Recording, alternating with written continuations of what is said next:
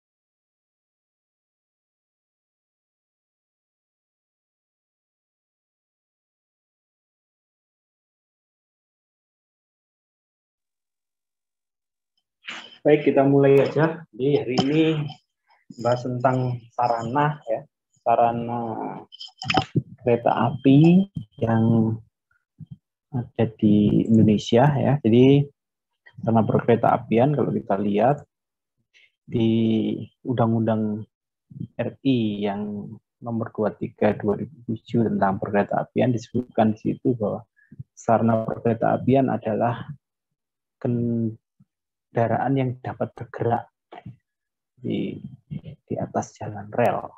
Nah, ini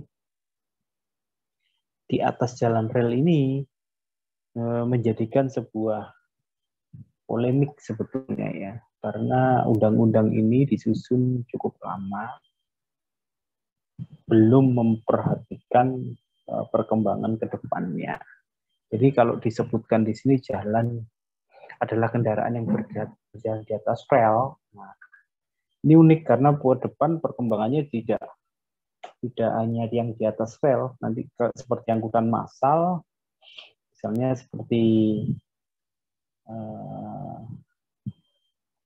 ART,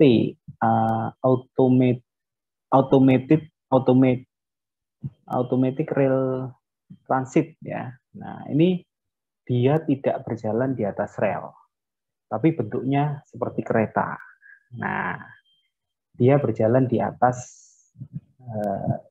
jalan raya. Nah, terus ada juga yang berbasis pada sensor. Nah, sensor ini bentuknya kayak kereta api. Nah, physically seperti kereta api, tapi dia tidak berjalan di atas rel. Itu menyebabkan permasalahan hukum tersendiri. Jadi ketika ada sebuah sarana transportasi yang baru, yang kalau dikategorikan dalam peraturan perundang-undangan tidak bisa masuk di salah satunya, itu menjadi membingungkan. Nah, ini tren yang terbaru rencananya, makanya ini yang mau dibahas di Indonesia salah satunya adalah ART. Jadi pemerintah Indonesia ingin memanfaatkan ART istilahnya ya. Itu sudah ada di Perpres, sudah disiapkan bahwa beberapa kota itu akan dibangunkan ataupun disiapkan angkutan massal yang berbasis ART. Nah, problem terjadi yaitu terkait dengan peraturan perundang-undangan. Siapa yang berwenang untuk melakukan perizinan, terus kemudian under authority siapa? Nah, ini penting. Kalau dia mengikuti aturan ini berarti dia berada di bawah kendali Dirjen Kereta Api. Tapi kalau tidak, berarti akan ada di jalan raya, ikut jalan Direktorat Jenderal Jalan Raya. Nah, problemnya lagi ketika kalau terjadi kecelakaan misalnya. Nah, itu sistem hukum kita belum mendukung.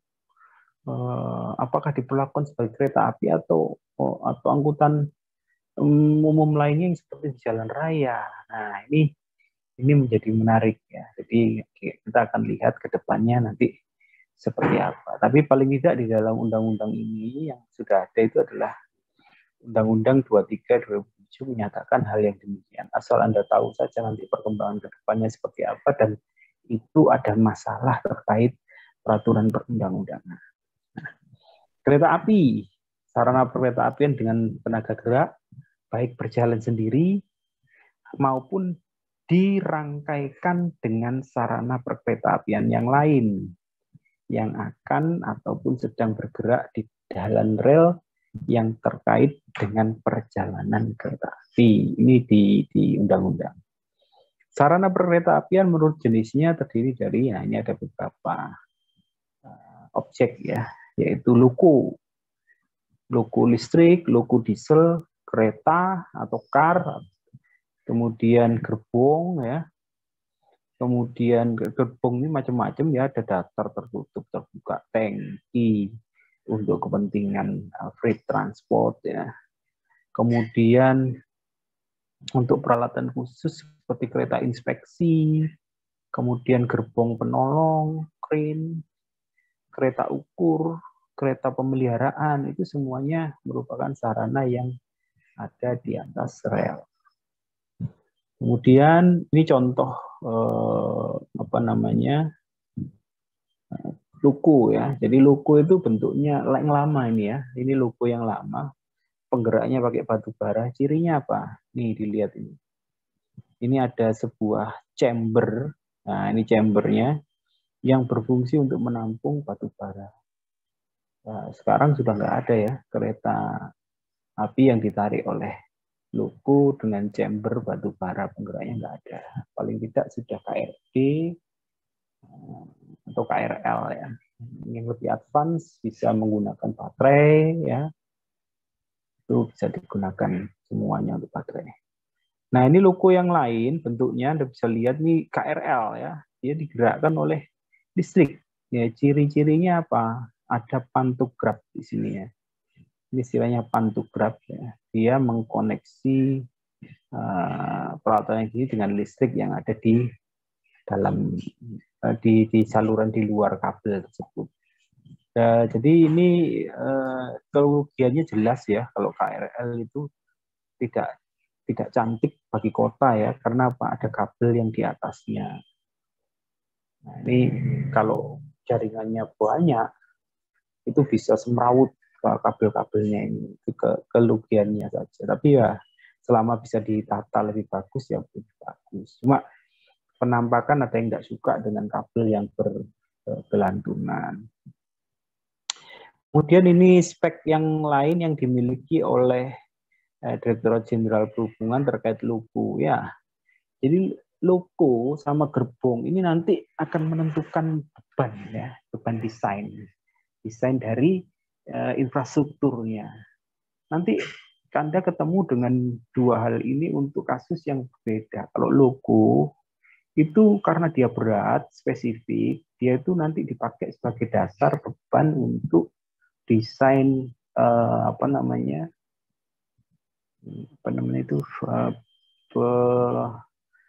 tanah ya, kekuatan tanahnya nanti akan membuat memakai dasar beban loko sebagai beban yang harus ditanggung oleh tanah. Sedangkan untuk semacam bantalan, relnya sendiri, fasteningnya, itu semua akan menggunakan beban dari beban standar yang akan dihitung berdasarkan ekivalen. Biasanya dia gerbong ya, yang dipakai nanti gerbong. Ada P dinamis, nanti kita hitung P dinamisnya tidak spesifik menggunakan loko ya. Tapi ini contoh ya, contoh untuk sebuah loko yang dimiliki oleh Direktorat Jenderal Keretaapian. Di sini ada pembuatnya, misalnya GE Transportation, General Electric ya. Kemudian konfigurasinya seperti ini, disebut dengan CC atau kuku ya. CC atau kuku, apa bedanya? Nanti kita akan lihat. Ada C, ada kuku, ada bubu, dan ada D, tipe D ya. Itu tergantung pada roda penggeraknya. Ini semua speknya yang ada ya untuk sebuah loko. Nah, ini loko tipe CC 300. Kalau tadi ini CC berapa ini? Ini CC 206 ya. Ini CC 206. Kalau yang ini tadi CC 300 punya spek yang berbeda-beda tentunya. Terus kemudian, nah ini kode pengkodean nama ya, ada yang lama-lama itu BC ya. Kalau ini relatif baru ya, BB, CC, dan tipe D ya. Jadi ini mungkin yang tipe B dan C sudah tidak dijumpai ya di jalan-jalan kereta api di Indonesia. Tapi kalau BB, CC, dan D masih banyak. Jadi konfigurasinya seperti ini. Kalau seri BB itu rodanya ada 2 yang dihubungkan dengan penghubung ini. Kalau CC ada 3, sedangkan kalau yang di seri D ini ada 4 ya, satu grup. Nah, kemudian ini untuk tipe kereta ada yang mandiri ya. Ini yang disebut dengan self traction ya. Dia ditarik sendiri oleh mesin yang ada di kereta tersebut. Jadi keunggulannya jelas dia lebih cepat ya, tapi kerugiannya ya dia hanya bekerja untuk ini saja. Kalau sedangkan yang khusus ada lokonya, dia bisa digandeng beberapa gerbong itu untuk ditarik oleh sebuah loko. Jadi masing-masing punya keunggulan dan kerugian. Ini tipe kereta ya, tarik loko dan kemudian yang memiliki penggerak sendiri. Sedangkan gerbong itu macam-macam ya. Kalau gerbong Anda kalau naik kereta kan ada yang gerbong penumpang, ada kereta makan, ada kereta bagasi ya. Kemudian ada kereta pembangkit. Ini biasanya bisa diisi oleh pembangkit-pembangkit listrik ya, bisa disasarkan situ. Terus kemudian kereta rel diesel, KRD, ada juga kereta rel listrik, dan juga ada rel bus. Nah ini rel bus ini produksi Inka yang mungkin yang hanya dipakai di jarak-jarak dekat ya. Kalau tidak salah ini yang rel bus itu ada yang di Sulu ya. Jadi kenapa disebut rel bus? Karena dia relatif ringan, ya, relatif ringan ya. Tapi tidak ringan banget karena dia harus memiliki berat yang cukup untuk menggerakkan rodanya. Jadi rel bus ini relatif ringan sehingga dia lebih murah, lebih lebih hemat BBM ya.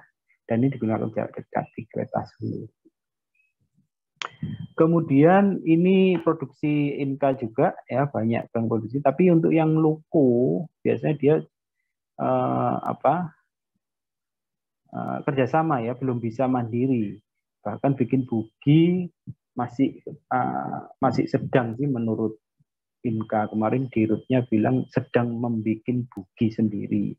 Tapi kalau gerbong itu sudah jago ya. Inka itu sudah sangat jago untuk membuat gerbong ya. Tapi untuk loko ini masih dia bisa kerjasama dengan perusahaan yang lain.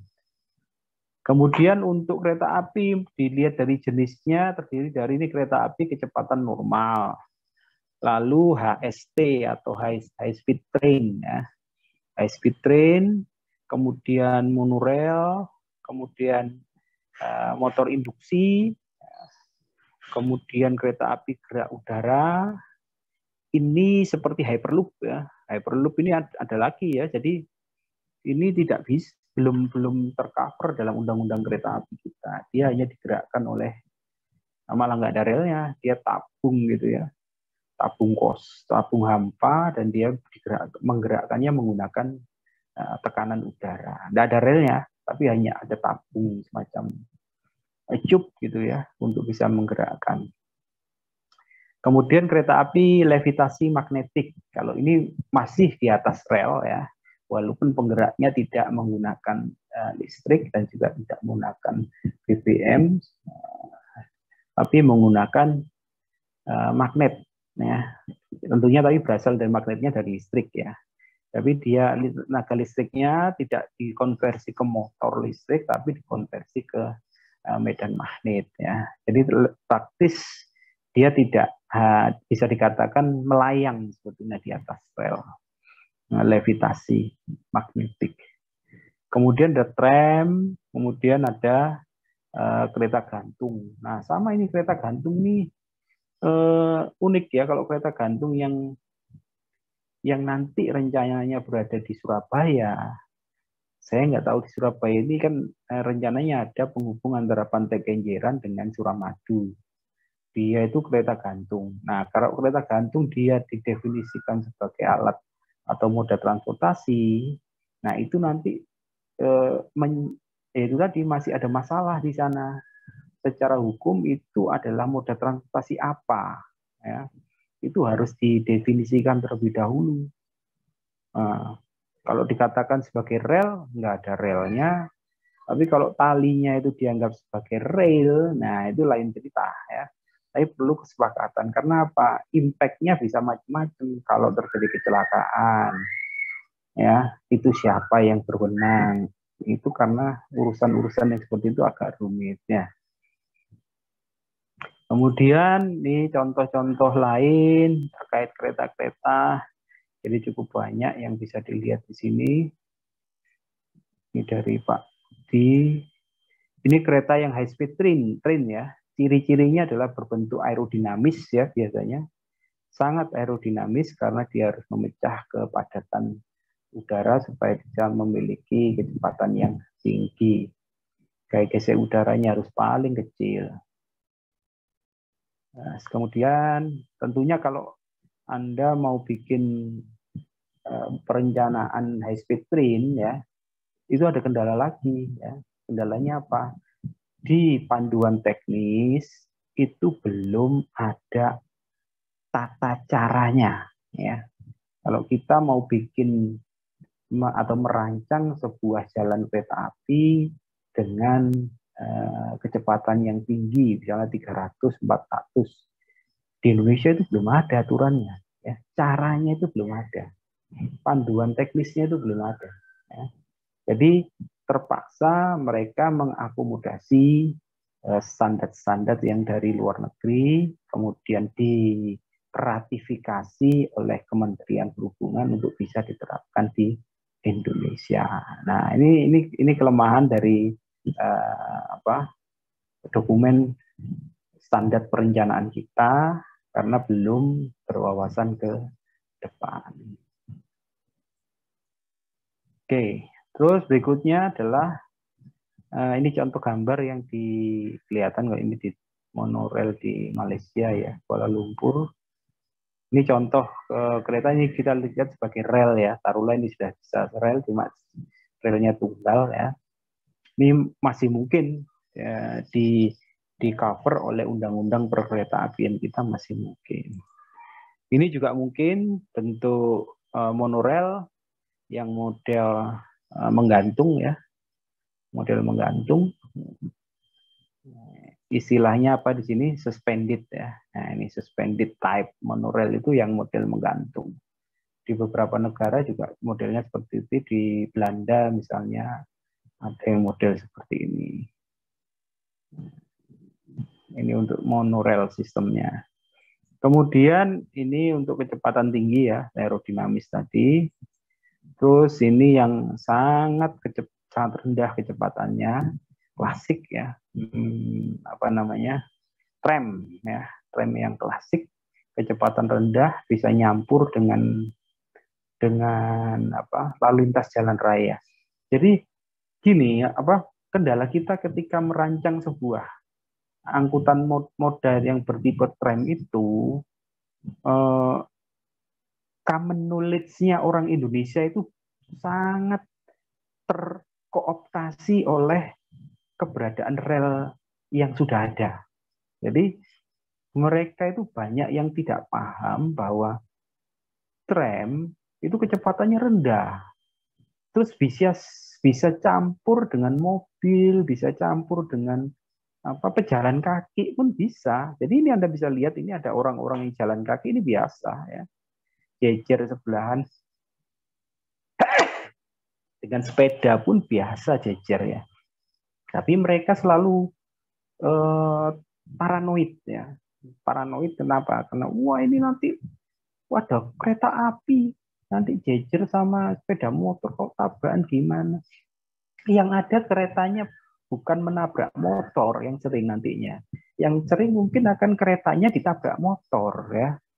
Nah, ini contoh ke common knowledge yang ada di Indonesia seperti itu. Karena kita sudah lama terbiasa dengan adanya kereta api ya.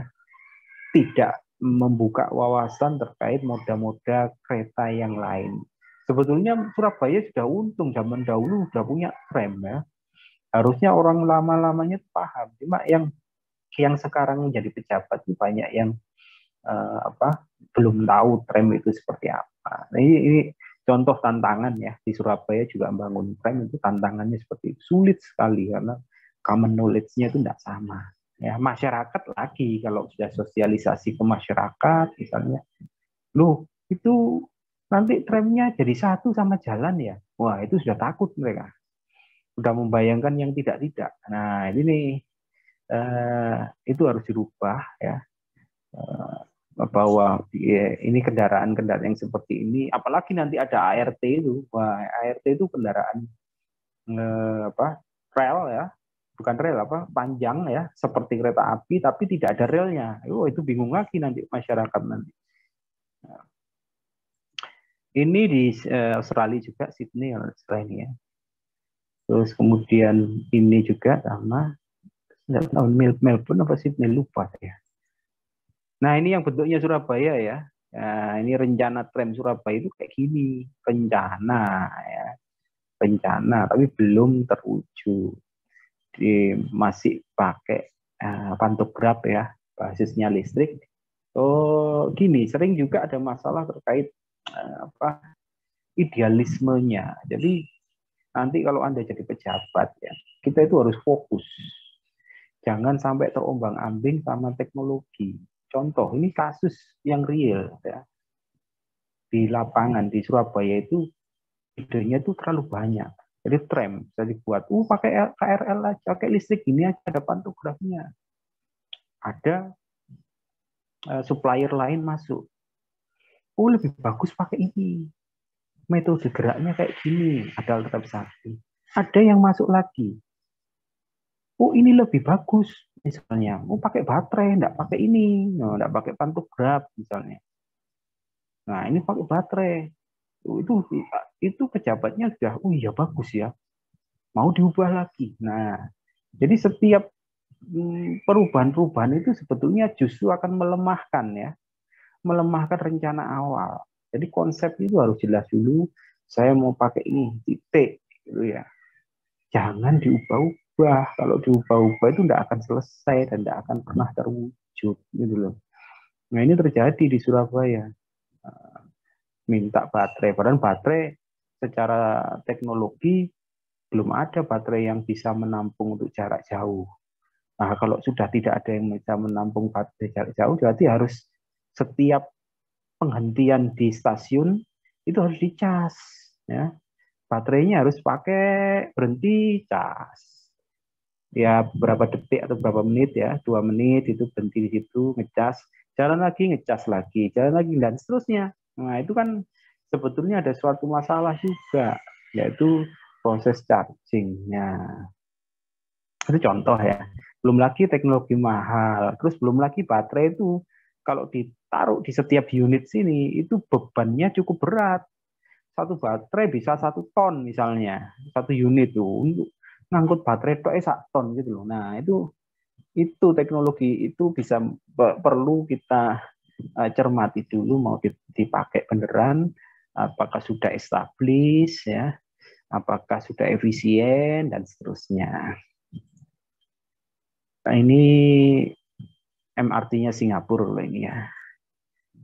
Oke, terus ini sama bandara konektor di Singapura, bandaranya ini kan data bandaranya. Nah, di sana free ya.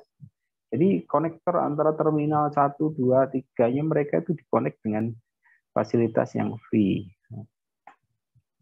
Nah, terus kemudian apa ini? Karakteristik sarana perkeretaapian dalam perencanaan prasarana perkeretaapian. Jadi nanti yang apa terkait itu adalah lebar jalan rel dan beban gandar. Lebarnya dikenal dengan istilah gauge ya.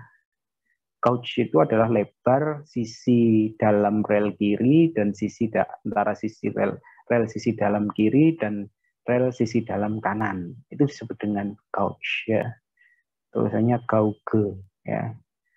Terus kemudian beban gandar. Nanti semua barang-barang yang lewat di atasnya itu nanti dikonversikan beban gandar berapa. Beban gandar itu tergantung pada kereta api, berat kereta api serta kecepatan. Ya. Semakin cepat kereta, maka beban gandarnya akan semakin tinggi. Nah, karena apa? Karena ada faktor dinamis. Nanti kita akan hitung beban tersebut dikonversi ke beban dinamis dengan konversi menggunakan kecepatan sebagai variabel inputnya. Terus kemudian ada bugi di sini. Bugi itu apa? Sekelompok roda yang biasa dipakai pada gerbong. Kalau di Maluku tidak pakai bugi. Ya. Kita lihat di sini. Terus kemudian kelengkungan jalan rel, radius minimum, kecepatan maksimal. Nah, di sini apa? Ini isu yang menarik juga, kecepatan maksimal ini serta radius. Jadi produk-produk tertentu, ya taruhlah LRT, terus kemudian monorail tadi ya, itu perusahaannya itu banyak yang paling terkenal ya dari Jepang, dari Prancis, Rusia ada, Cina ada ya. Nah, itu mereka memiliki karakteristik sendiri-sendiri. Misalnya tren monorail dari perusahaan A, itu radius putarnya adalah tidak boleh kurang dari, nah, saya sebutnya tidak boleh kurang ya, tidak boleh kurang dari 30 meter. Nah, itu ya. Ada yang tidak boleh kurang dari 50 meter. Nah, ini harus kita ketika kita diminta untuk memilih mana yang akan kita pilih, kita harus hati-hati dalam menetapkan spek. Jangan sampai kita bilang nanti R-nya adalah yang dipakai R-nya adalah 25 meter. 25 meter. Nah, kalau sudah 25 meter, hanya beberapa perusahaan yang mampu menyediakan R sebesar 25 meter. Gitu loh. Jadi R yang pergerakan yang di atas, misalnya dia bisanya 50 meter, dia pasti tidak akan eligible untuk masuk ke tender proyek pengadaan sarana ini, ya kan?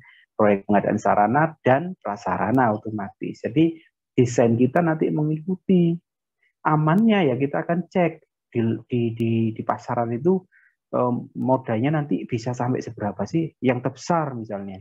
Oh, ini yang radius terbesar itu 50, berarti kita set semuanya adalah R-nya tidak kurang dari 50 meter, sehingga semua moda yang dijual di pasaran itu akan bisa masuk untuk bergain ke proyek jalan rel kita.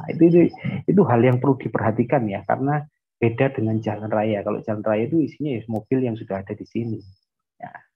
Kalau jalan kereta itu melihat ke depan, apalagi proyek-proyek yang bukan heavy rail ya. Kalau yang heavy rail sudah umum, standarnya sudah ada. Tapi kalau yang proyek-proyek khusus seperti tram, LRT, terus MRT, kemudian ART tadi itu bisa dilepas secara lebih fleksibel seperti itu. Tapi ingat ada tapinya. Ada kasus-kasus tertentu yang mungkin kita malah inginnya yang R-nya kecil, ya. Misalnya yang lewat di suatu kawasan perkotaan, kalau kita bikin R-nya besar, berarti kemungkinan akan nabrak-nabrak bangunan, ngeprasi jalan lebih banyak lagi. Jadi mungkin saja kita membatasi R-nya adalah harus R sekian yang palingnya. Artinya konsekuensi itu harus kita tanggung. Kalau kita sudah menyiapkan R yang kecil, berarti nanti ada masalah terkait supplier. Supplier akan terbatas, tidak banyak, gitu ya. Nah, itu Anda harus tahu aja. Kemudian apalagi nih dari sini, terus ruang bebas dimensi fisik sarana. Ya, ruang bebas itu jelas ya, kalau fisik sudah ukuran segitu, nanti ruang bebasnya seperti RUW dari jalan kereta api, misalnya lebar sampingnya berapa, clearance atasnya berapa, itu harus ditetapkan. Pelestarian fungsi lingkungan hidup, tenaga penggerak, emisi, kebisingan. Nah, ini kalau mau mempertimbangkan faktor lingkungan, apakah mau berpenggerak diesel, listrik, atau macam-macam ya, atau baterai dan lain sebagainya, ini perlu dipertimbangkan. Terus di sini ada tulisannya tugas ya, saya tidak ikut-ikut ya. Nah, ini yang penting mengikuti slide saja saya. Jadi nanti Anda buat tugas dibagi dalam kelompok ya. Kelompoknya ada kelompok. Ini berapa orang ini sini nih jumlahnya tadi? Nah, lihat dulu.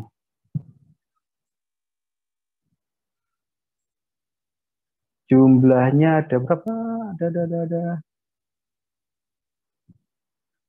45 ya. 45 orang, oke 5 orangan ya. 5 orangan, jadi nanti akan ada kira-kira 9 grup ya. 9 sampai 10 grup lah. Nah, nanti Anda buat cari ini nanti untuk submitnya saya taruh di minggu depan ya, submitting untuk tugas ini.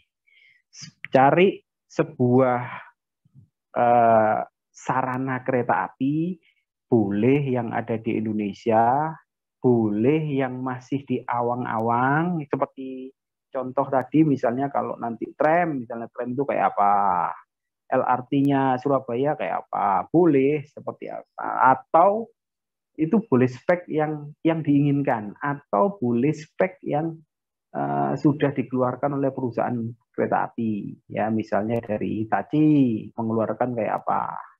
Ya, jadi itu contoh ya. Jadi Anda bisa ngambil boleh apa logonya ya, boleh apa 1 unit kereta api plus penggeraknya seperti itu ya. Jadi Anda buat cari dan jangan lupa speknya harus jelas, sumbernya juga harus jelas. Buatkan laporan sedetil-detilnya. Saya kira itu untuk tugasnya yang ditulis di sini ya, biar sama dengan kelas yang sebelah. Baik, lanjut di sini. Nah, ini contoh gauge ya. Jadi persebaran gauge tadi itu ternyata banyak sekali. Kalau dilihat ini, Indonesia itu punya ada yang 600 ya. 600 itu kereta apa namanya? Istilahnya itu kereta apa sih? Yang ngangkut-ngangkut tebu itu loh. Ya, itu pabrik tebu yang kecil-kecil itu apa namanya keretanya? Ya itu dah namanya. Apa? Ada yang tahu? Biasanya rumahnya deket-deket tuh. Nah, kereta kecil itu ya. Nah, ini itu 600 ya. Jaraknya 600 atau 60 cm. Jarak gauge-nya. Itu di kita cuma nggak ditulis ya. Itu hanya untuk industri tebu pengangkut tebu. Nah, kita ini di posisi ini 1067 ya. 1067 ini warna biru nih. Apa biru apa ungu atau apa ini? Lebih ungu ke biru ya. Yang ungu ini kan 1050 ya. 1050.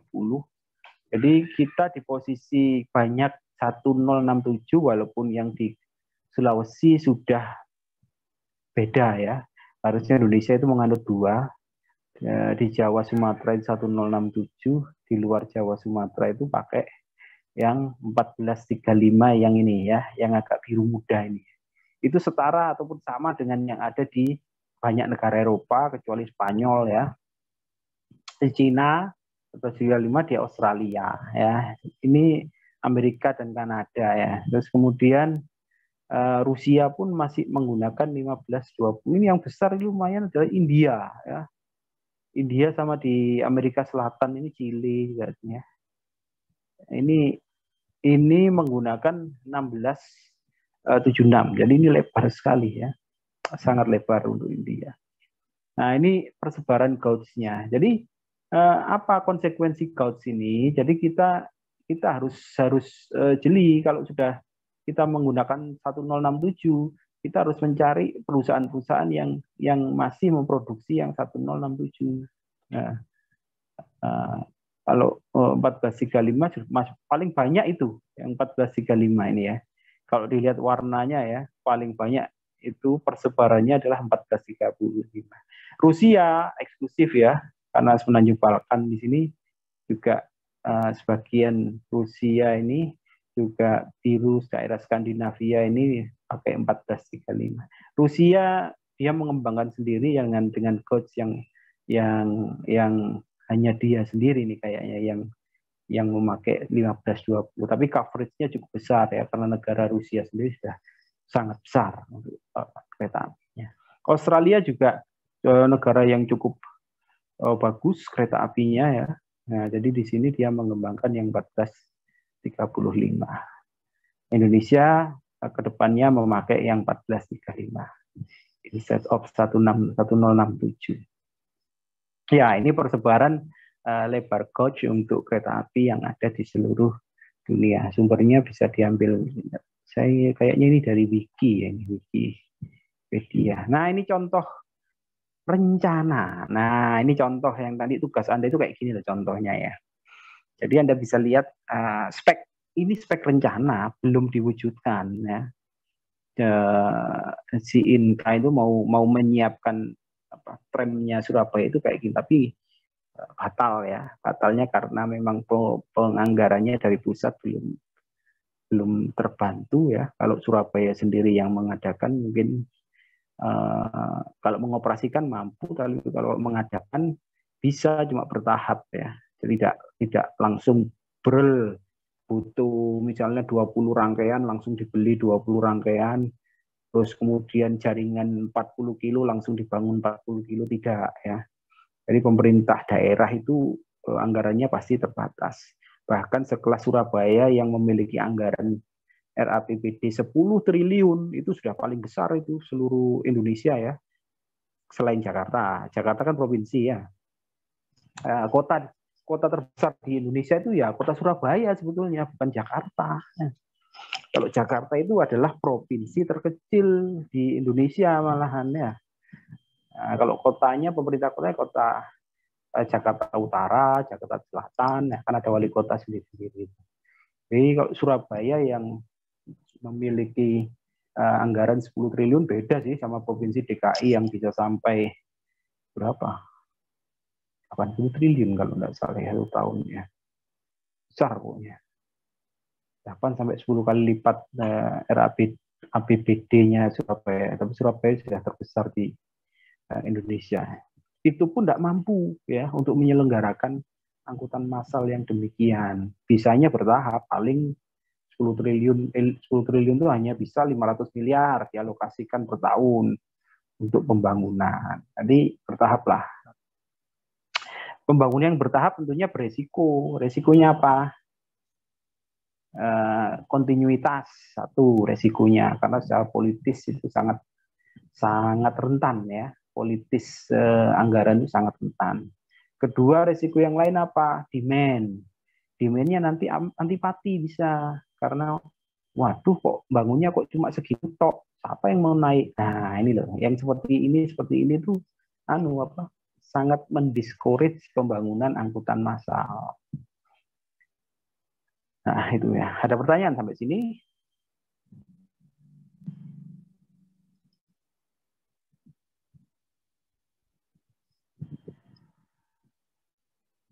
Ya, nggak ada ya. Kita lihat ada nggak hasilnya. Nah, ini contoh bugi. Nah, ini gambar bugi itu ini ya. Yang dari tadi saya sebut bugi. Ini kelompok roda. Ya, ini Inka masih berusaha membangun atau bisa membuat ini sendiri. Ya. Nah, dipasang di sini ya, kelompok bugi ini. Nah, ini ya. Nah, satu bugi. Biasanya satu gerbong ini ada 2 bugi ya. Bugi depan sama bugi 8. Satu bugi dikelompokkan ada 4 roda. Ya. Terus kemudian ya kalau rusak ya gini-gini aja, yang perbaiki mungkin pegasnya itu ya di sini, yang sistem peredam kejutnya itu adanya di sini ya. Seperti ini semua. Terus ini gambar kereta barang ya. Ini kereta barang, contoh-contoh kereta barang ya. Jadi bisa open top seperti ini ya, bisa tertutup ya, tetap ada buginya ya. Ini set kereta dan ada buginya. Ada juga yang bentuknya tangki, ada juga yang flat car istilahnya ya. Flat car itu gerbong yang datar. Gerbong datar itu nggak ada tutupnya. Jadi ini ya udah gini aja, kosong gitu ya. Flat car ini bisa diisi kontainer ya, bisa juga diisi barang yang bentuknya tidak beraturan ya. Bentuknya tidak beraturan tapi volumenya tidak boleh melebihi kebebasan samping ya. Nggak boleh lebih dari yang disyaratkan. Jadi dia untuk kemudahan pengangkutan saja, nggak mungkin dimasukkan ke kontainer juga, jadi ditaruh di luar. Ini contoh untuk kereta barang. Loh, sudah habis. Oh ya sudah, kalau gitu. Ada pertanyaan sampai sini?